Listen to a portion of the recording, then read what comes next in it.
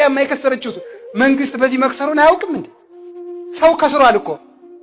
ይሄንን ለምንድን ነው የማይዘጋው? በእውነቱ ማለት ይሄ ለምን አይዘጋም? ምን ያገባል? ምንድነው እዚህ ጩኸት መካከል እኔ መሰቃየው? ያስከው ደግሞ የሚያሰቃይ አይደለም። ኢየሱስ ክርስቶስ እንድትሰቃይ አይደለም እዛ ቦታ ያስቀመጠ። ለአንተ ዛሬ መልእክት አለኝ ወንድም አለም ዶክተር አብይ ልክመሰው አባ ምንም አይለኝም። ምንም አይል ያባታችን አለ። እኔ ምንም አይነ ምድርም ብላ ኩበትም ብላ ከምትበላው ነገር ጋር ጉዳይ የለኝም። እኔ አንደኛ ሳንሆን አንቀርም በቲክቶክ በዚህ በሶሻል ሚዲያ ከአፍሪካም ካለምም እኔ አንደኛ ምን ይመስለኛል። ለመጀመሪያ ጊዜ መምህር ዘበነ ከተረታ ተረት ወጥቶ የተናገረው ነገር ስለ ቲክቶክ እጋራዋለሁ። ራስህ የምትጎርሰው የለህም። ማንቸስተር አርሴናል ትላለህ። እሱን ከማወዳ ምን ይወዳደራል? ሁሉን እርግፍ አድርጎ አስትቶ ያስኬዳል። ሽልማቴ የኔ ጌታ። ወገኖቼ ኢትዮጵያውያን፣ ኤርትራውያን እንዴት ናችሁ? እግዚአብሔር ጸጋና ሰላም ይብዛላችሁ። ታችሁ ወንጌላዊ ጸገነት ነኝ። ይህ ወንጌል ለዓለም ሁሉ የቃልና የመንፈሳዊ ምክር አገልግሎት የእግዚአብሔር ደግሞ የመጨረሻው ድምፅና ሐሳብ ከሚታየው ከሚሰማው ነገር ጋር እያያያዝኩ የማስተላልፈው መልእክት ነው። እግዚአብሔር በአንድም በሌላም ይናገራል፣ ጆሮ ያለው ደግሞ ይሰማል። ዛሬም ደግሞ የተለያዩ ሐሳቦችን በማንሳት በዋናነት ደግሞ ምን እየለመናችሁ ነው የሚል ነው ዋናው ሐሳቤ። ግን ደግሞ የተለያዩ ሐሳቦችን ባጭሩ ቪዲዮ እያያያዝኩ አነሳለሁኝ። እግዚአብሔር ይረዳኛል። መልእክቴን ሼር እና ሰብስክራይብ እንድታደርጉልኝ አገልግሎቴንም እንድትደግፉ በጌታ ፍቅር ጠይቃችኋለሁ። አገልግሎቴን ደግሞ እየደገፋችሁ ያላችሁ ጌታ ይባርካችሁ ማለት እፈልጋለሁ። እግዚአብሔር ይባርካችሁ። በእውነት በጣም በጸሎትም በሁሉ ነገር ድጋፍ እያደረጋችሁልኝ ያላችሁ ተባረኩላለሁ። እግዚአብሔር የተመሰገነ ይሁን። አጭር ጸሎት ላርግና ወደ ዛሬው መልእክት ገባለሁ። ጌታ ሆይ እናመሰግናለን። ክብር ላንተ ይሁን። ሁሉ ባንተ ሆኗል። እግዚአብሔር አባት ሆይ አንተ ጻድቅ ነህ፣ አንተ ኃያል ነህ፣ አንተ ዘላለማዊ ነህ፣ አባታችን ነህ፣ እረኛችን ነህ፣ መሪያችን ነህ። ስለሚሆነው ሁሉ እናመሰግናለን። ጌታ እግዚአብሔር አባት ሆይ ምሕረትህ ቸርነትህ ስለበዛልን እናመሰግናለን። ስለ ምድራችን ኢትዮጵያ፣ ስለ ትውልዱ፣ ስለ ዓለም ሁሉ ክብር ላንተ ይሁን። ይህን ጊዜን ሰዓት ደግሞ ባርክልኝ። መንፈስ ቅዱስ አግዘኝ። የሰሚዎችም ጆሮ ይከፈት። እግዚአብሔር ሆይ ሁሉን ለአንተ አሳልፍ የሰጠው በምትወደው ልጅ በጌታችን በመድኃኒታችን በኢየሱስ ክርስቶስ ስም አሜን። እግዚአብሔር የተባረከ ይሁን። ዛሬ መልእክቴንም ጀምረው በምስክርነት ነው። ለምስክርነቴም ደግሞ ቪዲዮ ቀርጫዋለሁ እንድታዩት ብዬ ማለት ነው። ያው መንገድ ላይ ነው ሙለው፣ ስነዳ ነው ሙለው፣ ወንጌል ስመሰክር ነው ሙለው። ሁሌ እንደምናገረው አገልግሎቴ ቀኑ ሙሉ ነው ማለት ይቻላል። በጣም ደስተኛ ነኝ። እግዚአብሔር በዚህ ስፍራ አስቀምጦኛል። እንድጸልይ፣ ለታመሙ እንድጸልይ፣ ለተጨነቁ እንዳረጋጋ፣ እንደገና ደግሞ በእግዚአብሔር መንፈስ በመመራት ለሰዎች በቃ እግዚአብሔር ምን ይላል በቃ እንዲመለሱ ወደ ንስሐ እንዲመጡ እግዚአብሔር እዚህ አይነት ፖዚሽን ላይ ነው ያስቀመጠኛ። በጣም ደስተኛ ነኝ። ቪዲዮ አያይዝላችኋለሁ። ትላንትና በጣም የሚገርማችሁ ነገር ዝናብ አለ። አሁን ወቅቱ የዝናብ አይደለም፣ ስፕሪንግ የሚባለው ጸደይ ወራት መሆን ነበረበት፣ ከበጋ በፊት ያለው ወራት በአሜሪካን ሀገር እኔ ባለ እና ምንድን ነው የሆነው? ከዛ መጸለይ ያለብኝ አልኩ። በቃ ይህን ዝናብ ማስቆም አለብኝ። እግዚአብሔር ያስቆማል። በቃ ይሄ ዝናብ አደጋ ሊፈጥር ይችላልና ጌታ ሆይ ዝናብ መቆም አለበት ብዬ በጌታ በኢየሱስ ክርስቶስ ስም ይሄ ዝናብ ይቁም፣ በኢየሱስ ስም ዝናቡ ይቁም። ጌታ ሆይ ቁም፣ አንተ ዝናብ በጌታ በኢየሱስ ስም በቃ አልፈልግም፣ አንተ ዝናብ ቁም ያልኩኝ እግዚአብሔር ምስክሬ ነው። 1 ደቂቃ ጸለይኩ። 1 ደቂቃ አልሞላም። አሁን በሳያችሁ ላሳያችሁ ዝናቡ እንዴት እንደቆመ። አሁን ዝናቡ ቆሞ ጉሙ ትንሽ አለ፣ ዝናቡ ቀጥ አለ። በቃ ቀጥ፣ ሰማዩም ትንሽ ይኸው እየጠራ ነው ያለውና ወገኖቼ እግዚአብሔር ምስክሬ ነው። እግዚአብሔር ከቃላችን ጋር ነው። አምነን የጸለይነውን እንደምንቀበል እንድታቁልኝ ብዬ ነው። በጣም ግን ማድረግ የፈለኩት ምንድነው በእኔ ጸሎት ይሄ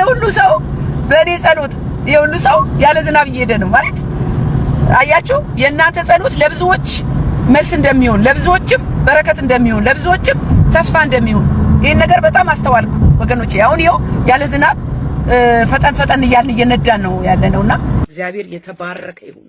በዛሬው መልእክቶቼ ከማነሳቸው ነጥቦች እንደው የመጀመሪያ አድርጌ ብወስድ ምን እየለመንን ያለን በዚህ ዘመን? መቼም ሁላችን በእግዚአብሔር ፊት ሆነን የምንጠይቀው የምንለምነው ብዙ ነገር አለ። እሱ ሰጪ ነው፣ እኛ ደግሞ ተቀባይ። ሁልጊዜ ደግሞ አምጣ ነው። አይገርማችሁም? ጸሎታችን ሌላ ነገር እኮ የለውም። አምጣ አምጣ አምጣ አምጣ። አንድ ቀን የምስጋናና የንስሐ ጸሎት ጥያቄ ሳታቀርቡ ተብሎ ገደብ ቢቀመጥልን በፍጹም ጥያቄ ሳናቀርብ የሚጸለይ ጸሎት የለም። እናንተ ይሄ በጣም የታዘብኩትና ልብ ያልኩት ነገር ነው። እኛ ለእግዚአብሔር የምንሰጠው ነገር አለ ማለት አያስደፍርም። አለ እኛ ለእግዚአብሔር የምንሰጠው ከሱ ከመቀበል ውጪ በላዩ ትላንት በጸለይንበትና ለተቀበልነው ጉዳይ እንኳን ሳናመሰግን ደሞ ሌላ ጥያቄ፣ ደሞ ሌላ ልመና። አይገርማችሁ? ትላንት የጠየቀው እኮ ተመልሶልሃል ወንድም አለም። ምስጋና አቅርበሃል ትላንት ለተደረገልን ነገር። ምስጋና ሳናቀርብ ዛሬ ደግሞ ሌላ ጥያቄ። የእግዚአብሔር ፍቅር ግን እንዴት ያለ ነው እናንተ! እንዴት አይነት አምላክ ነው! እንዴት ያለ የፍቅር አምላክ ነው! እንዴት ያለ የፍቅር አምላክ ነው! እንዴት ያለ የፍቅር አምላክ ነው! ኦ ጌታ ከአእምሮ በላይ ነው። እኔና እናንተ የምናመልከው ከአእምሮ በላይ ነው ወገኖቼ። የማይሰለች ትላንት ተቀብላችኋል ዛሬ የለም የማይል አባት፣ ደግ አባት ኢየሱስ ጌታ ነው። እስቲ አንዳንድ ቀን የምስጋናና የንስሐ ጸሎት ብቻ እናቀርብ። እስቲ ልመናችንን እንተው። እስቲ እግዚአብሔር እኮ ሳንለምነው ሳንጠይቀው የሚሰጥ አምላክ። እስቲ እንተው። ልብ አንለውም እንጂ ሳንጠይቅ የተሰጠን ነገር ብዙ ነው። ጠይቀንም ያልተመለሰ የለም። የቀደመውን ጥያቄያችንንና ልመናችንን ረስተን አሁን በህይወታችን ውስጥ እየሆነ ያለው እኮ ቀድሞ የጸለይ ነው። ወንድማሪ ትላንትና የጸለይከው እኮ ነው ዛሬ እየኖርክ ያለው። እንደዛ እግዚአብሔርን ጨቅጭቃ እጅ ውስጥ ሲገባ ቀሎብህ ነው። እጃችን ውስጥ ሲገባ ቀሎብን ነው። እንደው ጌታ ሆይ አሜሪካን ሀገር እግሬን አውጣ ትላለህ።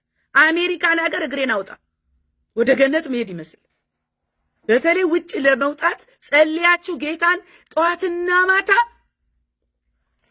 አስቸግራችሁ መታችሁ እዚህ የምታማርሩ አላችሁ። ደግሞ ልክ እዚህ ስደርሱ እግዚአብሔር አዋቂ ነው። የጠየቅነውን ባንቀበል እንኳ ባይጠቅመን ነው የኛ ባይሆን ነው። ዛሬ የምንጠይቀው ግን እግዚአብሔር ምን እየለመንን ነው? ዛሬ እቴ ጸሎትሽን የከለከለሽ ስለማይጠቅምሽ ስለሚያደናቅፍህ ነው ወንድም አለም ጸሎትህን ያለመለሰው እግዚአብሔር። ስለዚህ ያንን የምትነዘንዝበትን ተውና ወልፍ በል። እግዚአብሔር ያዘጋጀልህን ተቀበል እላለሁ እኔ። ዛሬ ማንሳት የምፈልገው ጥያቄያችን ምን አይነት ነው? ዛሬ የምንጸልይበት ጉዳይ እግዚአብሔርን ምን እየለመንን ነው ነው? ሰማያዊ ወይስ ምድራዊ? መንፈሳዊ ወይስ ስጋዊ ጥያቄ? ምን እየለመንክ ነው ወንድም? ምን እየለመንሽ ነው እቴ? አስበሽዋል? እየጠየቅሽ ያለሽው ነገር ከእግዚአብሔር ሐሳብ ጋር ይሄዳል? መዝሙር 27 ምን እየለመንሽ ነው ካላችሁ እኔ በግሌ ጌታን ምን እየለመንኩ እንደሆነ ነግራቸዋለሁ። ልክ እንደ ዳዊት ማለት ነው። መዝሙር 27:4 ላይ ነው ያለሁት እኔ። ኢየሱስ ያድናል። እግዚአብሔርን አንዲት ነገር ለመንኩት እሷንም እሻለሁ፣ በሕይወቴ ዘመን ሁሉ በእግዚአብሔር ቤት እኖር ዘንድ፣ እግዚአብሔርን ደስ የሚያሰኘውን አይ ዘንድ፣ መቅደሱንም እመለከት ዘንድ። እቺ የኔ ምኞት ናት፣ የኔ ጥያቄ። ኢየሱስ ያድናል። ጌታ ደግሞ ያደርጋል። እንኳን መልካም ነገር ጠይቀን ክፉ ነገር ጠይቀን እንኳን እንድንማርበት ሰጥቶ ያሳየናል። ከዚህ በላይ ምን አለ ወገኖቼ? ከእግዚአብሔር ጋር መሆን ያሳርፋል እኮ። ኑ ወደ እግዚአብሔር እረፉ፣ ኑ ወደ ኢየሱስ እረፉ፣ አትቅበዝበዙ። እናንተም በክርስቶስ ጉያ በክርስቶስ ቤት ያላችሁ ሁላችሁም ዓይናችሁንና ልባችሁን ከክርስቶስ ጋር አድርጉ፣ ታርፋላችሁ። ብዙዎች በእግዚአብሔር ቤት ሆነው የሚቆዘበዙ አሉ። በእግዚአብሔር ቤት ሆነው የሚጨነቁ አሉ። በእግዚአብሔር ቤት ሆነው እረፍት ያጡ አሉ። አይገርማችሁም? ሰሞኑን በጣም ግርግር የነበረው የኮሜዲያን እሸቱ ጉዳይ አሁን የሚበላው ነገር አይነ ምድር ነው ተብሎ ተወራ የሚለው ነገር ነው በጣም ብዙ ሰውን ያንገበገበው። እኛ ጉዳያችን ምን ተበላ አይደለም። ዕውቀት ከማጣት የተነሳ ስለጠፋው ሕዝብ ግን አሁንም መናገራችንን እንቀጥላለን። ይህንን መራራ ነገር ቋርፍ የሚባል ትርፍ የሚባል ምንም ይሁን መቼም የቀመሙ ማያበሉት ነገር የለም። ምን ብርቅ አለው? አይነ ምድርስ ቢበላ ብርቅ አለው? በዛ ቤት ውስጥ ብርቅ የለውም። ግን መብላቱ ሳይሆን ለምንድን ነው የምትበላው ነው። እዛ ሄደ ስለበላ ያንን ነገር ቋርፍን ስለበላ የዘላለም ሕይወት ታገኛለህ፣ በመንፈስ ቅዱስ ትሞላለህ እያሉ ነው ካህኑ የሚናገሩ የነበረው። እዛ ላይ ነው እኛ ትኩረት። ምን ለማትረፍ ነው ሰው መራራ ነገር የሚበላው? የተለያየ ስራ ስር የሚበጥሰው? ታውቃላችሁ በኦርቶዶክስ ውስጥ አንዱ ከሰማይ ከገደል ወደ ውሃ ውስጥ ይወረውሯቸዋል፣ ድንጋይ ያሸክሟቸዋል፣ እንዳይጥ በድንጋይ ውስጥ ያሽለከልኳቸዋል፣ ሴቶቹን ደግሞ ይገርፏቸዋል። ቪዲዮ አያይዛለሁ በነገራችሁ ላይ። ስለዚህ የኮሜዲያን እሸቱ ጉዳይ ያለውን በዚህ በኦርቶዶክስ ቤተክርስቲያን ውስጥ ያለውን ሰው የትውልድ ስቃይ፣ የእውቀት ማጣት ከእውነተኛው ከእግዚአብሔር ከቅዱሱ ወንጌል ጋር ከብርሃን ከሆነው የክርስቶስ ኢየሱስ ወንጌል ጋር አለመገናኘታቸውን እየተገለጠ ነው። በተለይ እንደዚህ ታዋቂ የሆኑ ሰዎች ወደ እግዚአብሔር የሚያቀርብ ትውልዱን ሊያንጽ የሚችል ከጨለማ የሚያወጣ ነገር ይዞ መገለጥ ሲገባቸው ምናምን እየበሉ ያሳዩናል። ይሄ ነው የኛ ጉዳይ። ይሄ ነው መንፈስ ቅዱስ የሚያድርብንም የምንሞላው በክርስቶስ ኢየሱስ በማመን ነው እንጂ ምናምን በመብላት አይደለም። ከዚህ በፊት እኮ እንኳን መንግስተ ሰማይ ልገባ ደጃፉም አልደርስ ያለ ሰው ነው። ምን ገዳም ለገዳም ያሽለከልከዋል? እኔ ያልገባኝ ነገር ምን ያሽለከልከዋል? ማንን ያንጻል? ይሄ ማንን ያስተምራል? ማንንስ ይጠቅማል? እዛ ገዳም ያሉት ይጸልያሉ፣ ስለ ሀገር ይቃትታሉ ብላችኋል አይደል? ውጤት ያምጣዋ። ውጤቱ የሚታየው እንደሚጸልይ ነው የሚታየው። የገዳሙን ለገዳሞቹ ተውላቸው። ይሄ ሁሉ ህዝቤ እውቀት ከማጣቱ የተነሳ ጠፍቷል። የሙታን አጽም ይስማሉ፣ ምን ቅጡ፣ የመቃብር አፈር ይበላሉ። እንዳልኳችሁ ለምን በኢየሱስ ክርስቶስ አምናችሁ እርፍ አትሉ? ይህ ለእኔን ለእናንተ ያለኝ መልእክት ነው።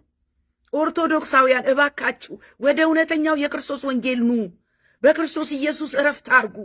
መዳን በሌላ በማንም የለም። በክርስቶስ ኢየሱስ እንድንበት ዘንድ ከሰማይ የተሰጠን ስም ኢየሱስ ክርስቶስ ይባላል። ህዝባችሁ አታሰቃዩ። እናንተ የሃይማኖት አባቶች ፕሊዝ ትውልዱን አስተምሩ። ይልቅስ አንድ ታሪክ ልንገራችሁ። ንጉሥ ሰለሞን በአባቱ ፋንታ በነገሰ ጊዜ እግዚአብሔርን የጠየቀውን ጥያቄ በጣም ያስገርም ጥያቄ ጠይቋል። ራሱን ዝቅ አድርጎ ማለት ነው። ደግሞ ስንጠይቅ ራሳችን ዝቅ ማድረግ አለብን። ሀምብል መሆን አለብን። በዚህ በአንደኛ ነገሥት ምዕራፍ 3:7 ላይ አሁንም አምላኬ አለ። ማን? ንጉሥ ሰለሞን። አሁንም አምላኬ ሆይ እኔን ባሪያህን በአባቴ በዳዊት ፋንታ አንግሰኸኛል። ንግስና ከእግዚአብሔር ነዋ። እኔም መውጫውንና መግቢያውን የማላውቅ ታናሽ ብላቴና ነኝ አለ። እንደዚህ ዝቅ ትላለህ ወንድም አለ። በጸሎት ትዕቢት የለም፣ ትዕቢት የለም። በእግዚአብሔር ፊት ሁላችንም ዝቅ ማለት ይገባናል። አልተመጻደቀም። አዋቂ አልተጫወተም።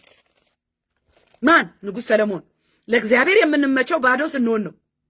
በእግዚአብሔር ፊት ራስህን አትቆልል ወንድም አለ። ለምትለምነው ነገር ደግሞ ምክንያት ያስፈልግሃል። ለእግዚአብሔር ምን አለው? አንተ የምትለምነው ነገር አሁን ብትቀበል ለእግዚአብሔር ምን አለው? እግዚአብሔር ይሄን ያህል ወገኖቼ፣ ለእግዚአብሔር ምን አለው? ከዚህ ጸሎት እንማር። በምትጠይቀው ጥያቄ ከጸሎት ጀርባ ሞቲቭ ምንድን ነው? ጌታ ይሄን ያህል ልብ በሉልኝ። ሰለሞን እንዲህ አለ። የሰለሞንን ሞቲቭ ይሁ አንደኛ ነገሥት 3:9 ላይ ስለዚህም አለ በሕዝብ ላይ መፍረድ ይችል ዘንድ መልካሙንና ክፉን ይለይ ዘንድ ለባሪያ አስተዋይ ልቦና ስጠው። አያቸው። ለምንድን ነው ጥበብ የፈለገው ሰለሞን? ለምንድን ነው አስተዋይ ልቦና የፈለገው? በሕዝብ ላይ በማዝብ ላይ በእግዚአብሔር ሕዝብ ላይ ምን እንዲያደርግ? በቅን እንዲፈርድ መልካሙንና ክፉን ይለይ ዘንድ አለዚያማ በዚህ በታላቅ በሕዝብ ላይ ይፈርድ ዘንድ ማን ይችላል? አያችሁ። ምክንያቱም ደስ አይልም። ለእግዚአብሔር ነው እየሰራ የነበረው ሰለሞን። ንጉሥ ሰለሞን በአባቱ ፋንታ ሲነግስ ከእግዚአብሔር ጋር የተነጋገረው ነገር ይሄ ነው። ቁጥር 10 ሰለሞንም ይህን ነገር ስለለመነ ነገሩ እግዚአብሔርን ደስ አሰኘው። ወንድም አለ ጸሎት እግዚአብሔርን ደስ ያሰኘዋል።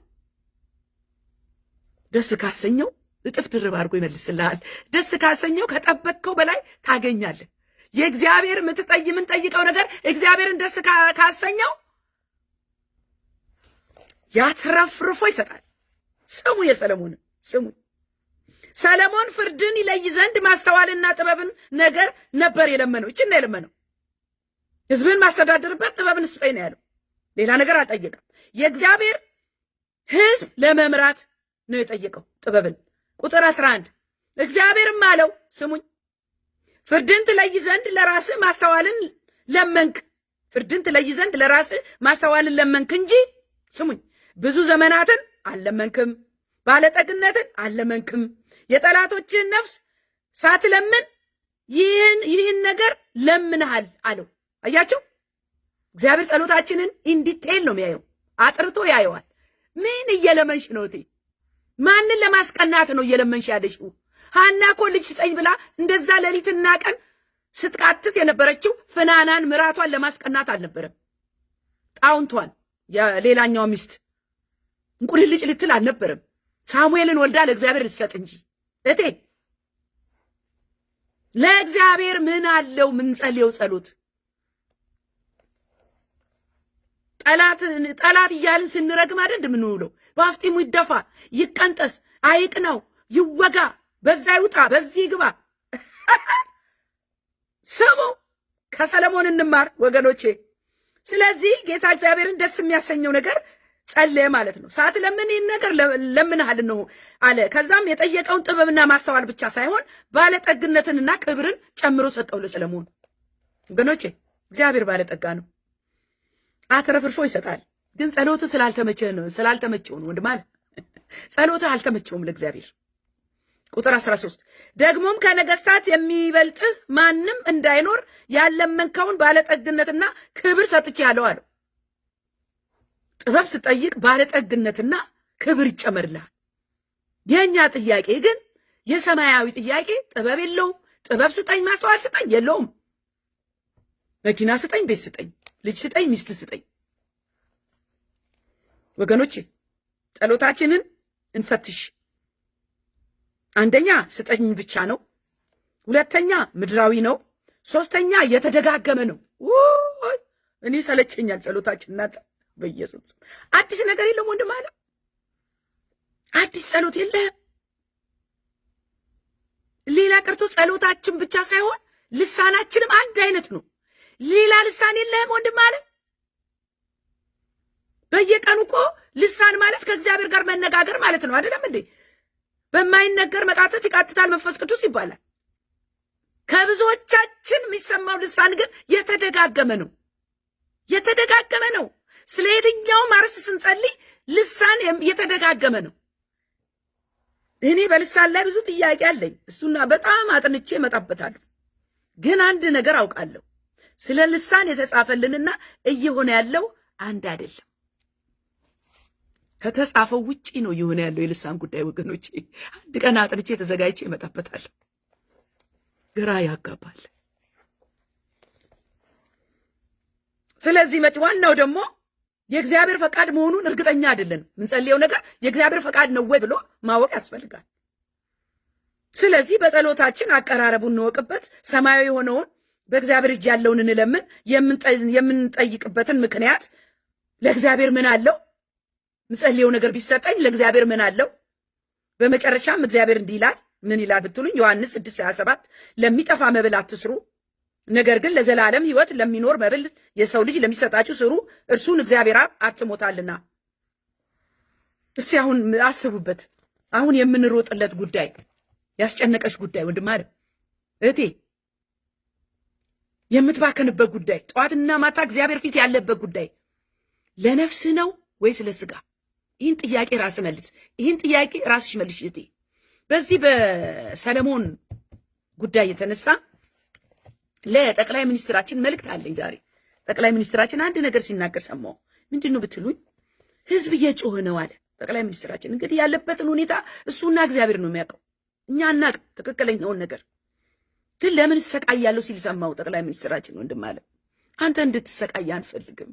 ህዝቡ እየጮኸ ነው፣ ሶሻል ሚዲያ እየጮኸ ነው፣ አብሮን የሚሰራ ሰው እየጮኸ ነው፣ አለቆች እየጮሁ ነው። ምንድነው እዚህ ጩኸት መካከል እኔ የምሰቃየው? ትርፉ ምንድነው? ይሄ ነገር ሰቃያለሁ ብለህ አደባባይ ትናገራለህ። ጌታን ይዘህ ሰውኛለሁ።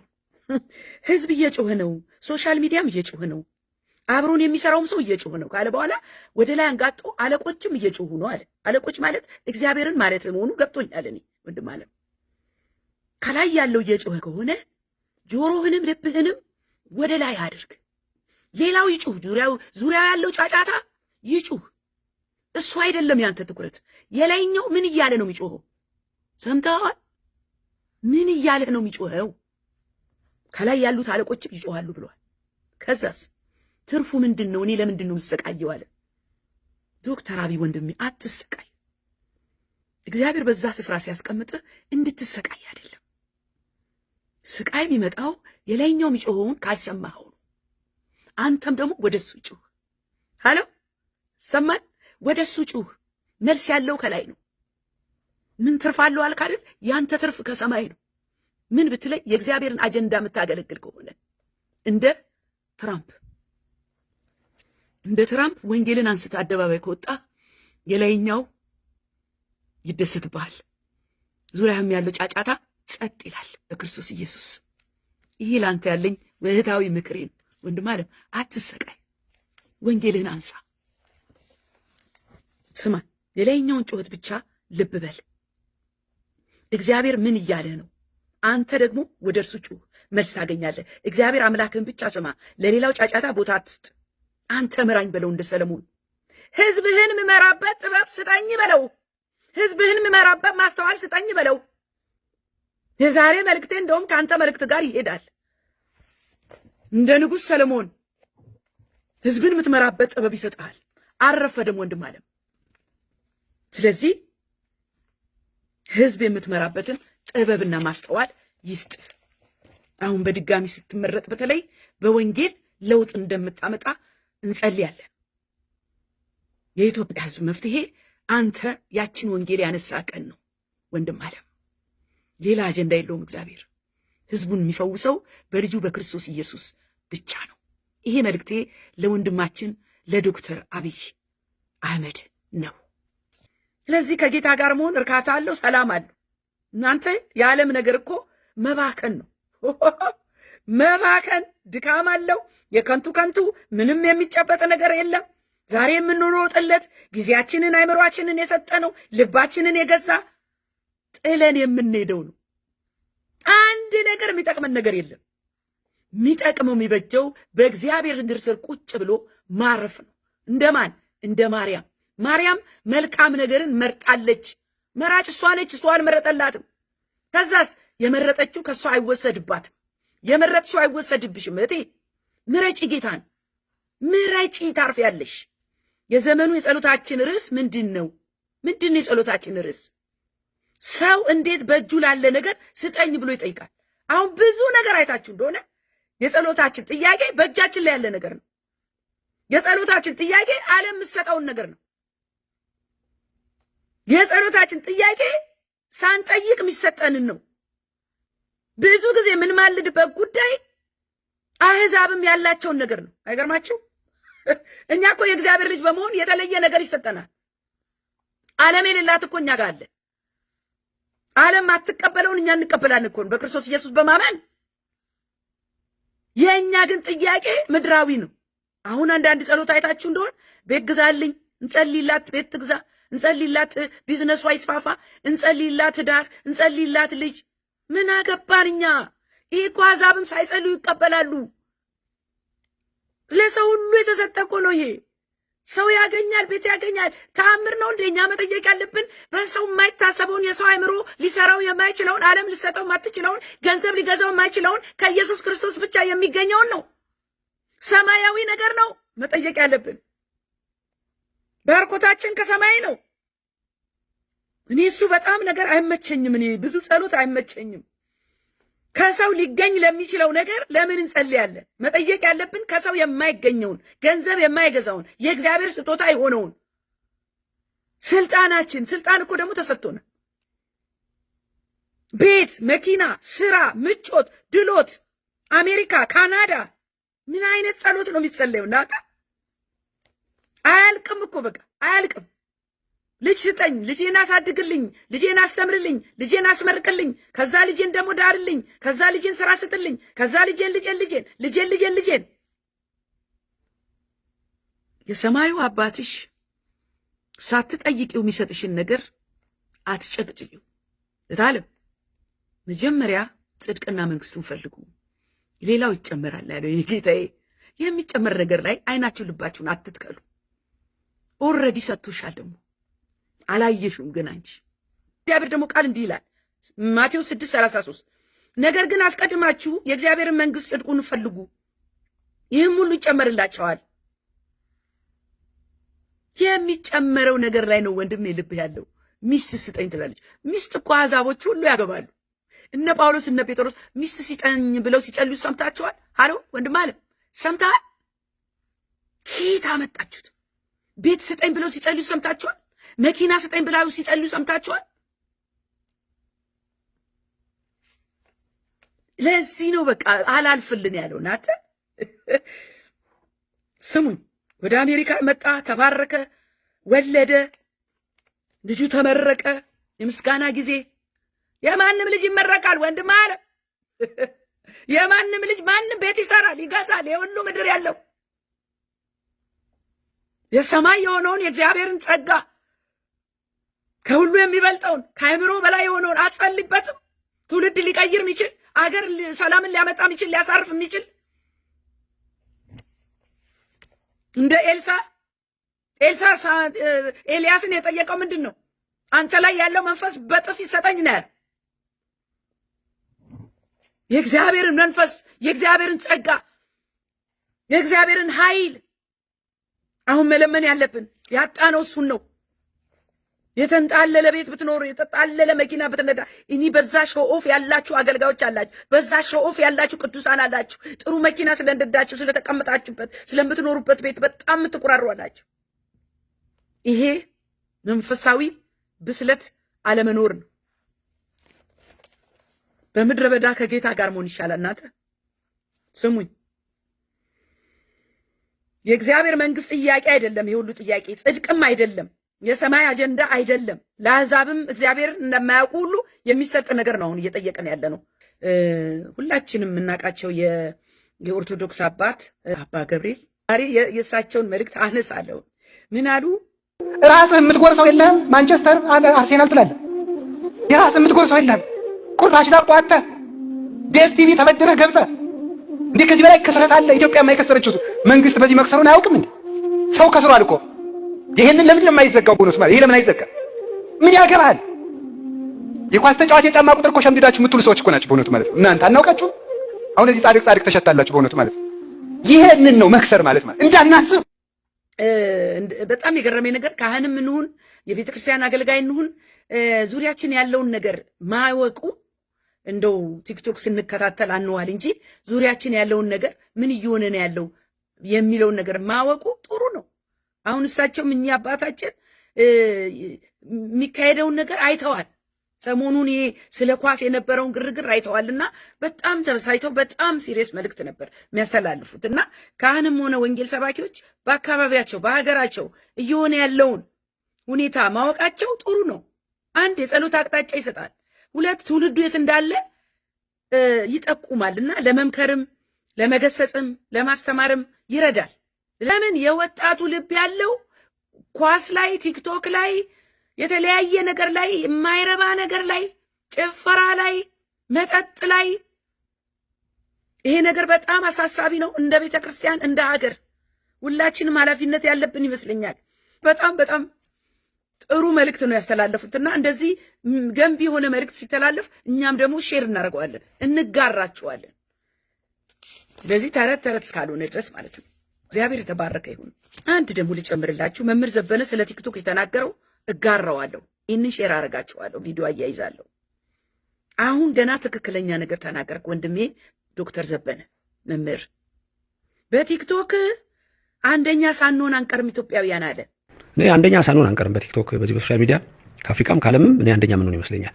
አጠቃቀሙን ደግሞ አላወቅንበትም። ምንድን ነው የምንፈልገው? ምንድን ነው የምናደርገው? እና የቲክቶክ ትምህርት መንገድ ላይ የወደቀው ዘር ነው ብዬ ነው የማስተምረው። እኔ የሆነ ይታያል፣ ግን መሰረታዊ አይሆንም። ምክንያቱም ወዲያው ወፎች ይመጡና ምን ያደርጉት? ይለቅሙታል። ራቁቷን የመጣች ሴትዮ ትመጣለች። ከዛ ወንጌል ሰምቶ ራቁቷን መታ ሰልባው ትሄዳለች። በቃ የተሰራው በዚህ መንፈስ ነው። አንድ ነገር አይዝም። ትውልዱ ጭንቅላቱ ብኩን እንዲሆን፣ ልቡናው ብኩን እንዲሆን፣ በቃ ባካና ትውልድ እንዲሆን እንዳያስተውል ተደርጎ የሶሻል ሚዲያዎች አብዛኞቹ ስራ ነው። አጠቃቀሙን ግን አላወቅንበትም ማለት እጋራሃለሁ። የቲክቶክ ትምህርት መንገድ ላይ የወደቀው ዘር ማለት ነው አለ። ትክክል፣ እጋራሃለሁ። በመጽሐፍ ቅዱስ በማቴዎስ ወንጌል እንደተጠቀሰው መንገድ ላይ እንደተዘራው ዘር የሆነ ነገር ሲታይ፣ የእግዚአብሔር ነገር ሲታይ የያዙት ይመስላሉ፣ ደስ ደስ ይላል፣ ወዲያው ግን ብትን ይላል። ምን ማለት ነው? ቲክቶክ አጫጭር ቪዲዮ ስለሆነ ልፍ ልፍ እያላችሁ ነው የምታዩት። ስለዚህ አንዱ ቪዲዮ ስለ ወንጌል ቢያወራ የሚቀጥለው ቪዲዮ ራቁት ሴት ሊያመጣ ይችላል አለ። ትክክል። የሚቀጥለው ቪዲዮ ዝሙት ያመጣል፣ የሚቀጥለው ቪዲዮ አመጽ ያመጣል፣ የሚቀጥለው ቪዲዮ ሌላ ነገር ያመጣል፣ ፖለቲካ ያመጣል። የሌለ ነገር የለም ቲክቶክ ላይ። ሁሉም ግን አጫጭር ነው። ያንን ሁሉ ስታዩ አንዱንም አጨብጡትም። ትክክል ነው ያለው መምህር ዘበነ። የወንጌል መልእክት አይተህ ከሆነ የሚቀጥለው መልእክት ደግሞ ራቁቷን የሆነች ሴት ትመጣለች አለ። ትክክል። በቲክቶክ የምንመለከታቸው ቪዲዮዎች የተለያዩ ሀሳቦች ስለሆኑ አንዱንም አንይዘውም። አይናችን እንደደበዘዘ አእምሯችን እንደተጨነቀ እንዲሁ ዥው እንዳለ ዥው ሊያረጉብን ነው የተሰራው። በዚህ መንፈስ ነው የተሰራው። ሆን ተብሎ ነው የተሰራው ወገኖቼ። ትውልድን ለማጥፋት የትውልድን ጭንቅላት ለማዞር ስንቱን ነገር ይይዙታል እነዚህ ትውልዶች። እዛ ላይ ተጥደው የሚውሉት ትውልዱ ምንም ነገር አይዝም፣ ምንም ነገር ልብ አይልም፣ አያስተውልም። ጭንቅላቱን እንደውም ያዞረዋል። በቲክቶክ የሜንታል ኢልነስ በስቷል አለ። በቲክቶክ የተነሳ ጥናት ተደርጎ እጋራሃለሁ ወንድም አለ። ትክክለኛ መልእክት። ስለዚህ ይህ ሶሻል ሚዲያ የሚያተኩሩ ጌም የሚጫወቱ የቲክቶከር ታዋቂ የሆኑ መጨረሻቸው ምንድን ነው? ራስ ማጥፋት አይተናል። ይኸው ብዙ ወጣቶች እየተጨነቁ በመንፈስ ጭንቀትና በአእምሮ እየተነካ ወደ ራስ ማጥፋት እየሄዱ ነው። ስለዚህ ይሄ ነገር የዲያብሎስ አሰራር አለበት። ምናየውን እንምረጥ፣ ምናየውን እንምረጥ፣ ምንለጥፈውን እንምረጥ። እኛም ደግሞ እንደ ቅዱሳን እንደ እግዚአብሔር ሰዎች ወንጌልን በቲክቶክ ውስጥ እናስፋፋ። ወንጌል ይሰበክ በቲክቶክ ይጠቅማል። ቲክቶክን ለወንጌል እናውለው ላለሁ እኔ። ሌላው ደግሞ እስራኤልን አረሳም። እናንተ እስራኤልን እንዴት እረሳለሁ እኔ? እስራኤልን እንዴት እንረሳለን? ስለ እስራኤል እኮ ነው ዋናው ቁም ነገር እኮ እስራኤል ነች። ስለዚህ መሪያቸው ናታናሆም የተናገረውን ቪዲዮ አያይዛለሁ። እኛ እስራኤላውያን የአንበሳ ዘር ነን አለ። ሃሌሉያ! የአንበሳ ዘር ነን፣ አንበሳውያን ነን አለ። The whole world understands that we are a nation of lions.